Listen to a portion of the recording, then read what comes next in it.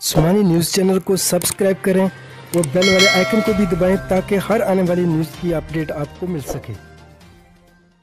कश्मीर के ज़िला रावलाकोट के नवाई गांव दरेक में एक शादीशुदा खातून जिसे खुदकशी रिपोर्ट किया गया था, मुतल्लिका वर्सा की जानब से इसकी तरदीद की गई है और हैरान कुन इंकशाफ किया है और बताया कि खातून की मौत खुदकशी नहीं बल्कि यह हादसाती मौत और जन्नत का कार्रवाई है।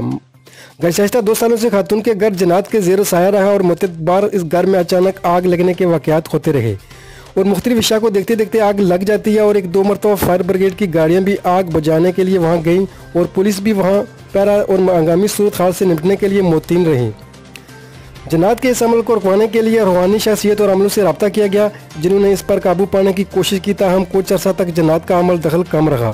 वकूअ के रोज़ा मरहूमा ने अपने घर में 50 के करीब लगभग अफराद की दावत का एहतमाम किया और खातून अपने घर में मेहमानों की दावत के लिए मुख्तलिफ खाने तैयार कर रही थी और गोश्त काटते वक्त अचानक तबीयत ख़राब हुई और वो अजीब कैफियत में मुब्तला हो गई। इसी दौरान वो जो ही उठकर दूसरे कमरे में गई तो चीखों पुकार शुरू कर दी।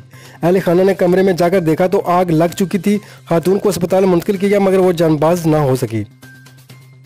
इस मौका पर घर के अफराद और रिश्तेदार भी मौजूद थे जिनकी मौजूदगी में ये वाक़या पेश आया। इस मौका पर खातून के वालिदैन भी मौजूद थे। वर्सा के मुताबिक खातून की शौहर इटली में मुलाजमत मुकीम थे और इन दोनों रुखसत पर अपने घर में आए हुए थे। मरहूमा खातून और बच्चों के इटली जाने के तमाम इंतजामात मुकम्मल थे। अगले माह उन्होंने इटली जाना था कि ये वाक़या रुनमा हो गया। खातून के वर्सा ने खुदकशी की खबरों को रद्द करते हुए इसे हादसाती मौत और जन्नत की कार्रवाई करार दिया है।